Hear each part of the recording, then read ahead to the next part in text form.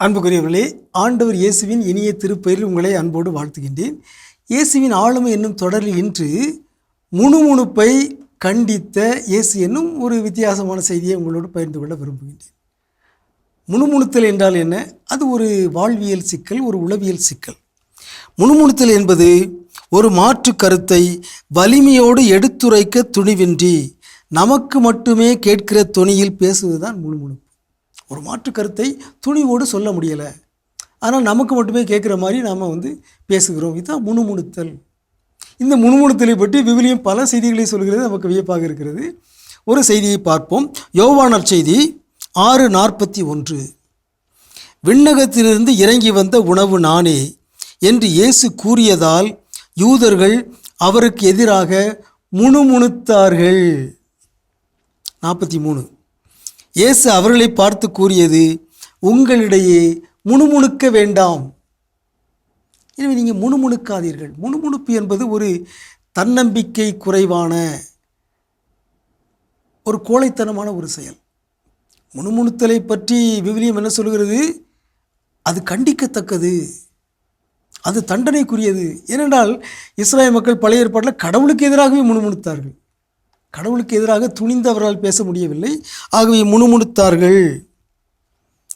1 கொரிந்தியர் 10:10 நாம் வாசிக்கிறோம், அவர்களுள் சிலர் முணுமுணுத்தனர், இதனால் அவர்கள் அழிவு விளைக்கும் தூதரால் அழிக்கப்பட்டனர். அவர்களைப் போல் நாமும் முணுமுணுக்க கூடாது என்று பவுலடியார் சொல்கிறார். இயேசுவும் சொல்கிறார், உங்களிடையே முணுமுணுக்க வேண்டாம். ஒரு வித்தியாசமான செய்தி.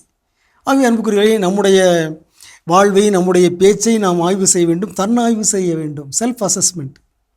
என்னிடத்தில் இந்த முணுமுணுக்கிற பழக்கம் இருக்கிறதா? முணுமுணுத்தல், புலம்புதல், முறையீடு செய்தல், குறை சொல்லிக்கொண்டே இருத்தல், இவையெல்லாம் தீய பழக்கங்கள்.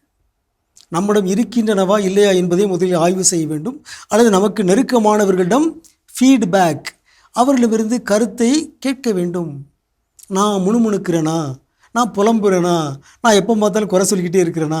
எப்போ பார்த்தாலும் நான் எதிர்மறையாகவே பேசி கொண்டிருக்கிறேனா என்று நமக்கு நெருக்கமானவர்களிடம் நாம் கேட்டு தெரிந்து கொள்ள வேண்டும். தன்னறிவு, செல்ஃப் அவேர்னஸ். ஆகவே முணுமுணுக்கும் பழக்கம் உள்ளவர்கள் அதை முற்றாக நிறுத்த வேண்டும். முணுமுணுப்பது என்பது விவிலியத்தால், இயேசுவால் கண்டிக்கப்பட்ட ஒரு பழக்கம். அதற்கு பதிலாக துணிவோடு இந்த கருத்து எனக்கு ஏற்புடையதல்ல என்று நாம் பேசிவிட வேண்டும், அல்லது அமைதி காத்து விட வேண்டும். ஒன்று துணிவோடு பேச வேண்டும், அல்லது அமைதி காக்க வேண்டும். இரண்டுக்கும் இடையில் மாறாக முணுமுணுப்பது என்பது தேவையற்றது, தீமையானது. அது விவிலியத்தால் கண்டிக்கப்படுகிறது. இயேசு கூறுகிறார், நீங்கள் முணுமுணுக்க வேண்டாம், உங்களுக்கு அமைதி உரித்தாகுக.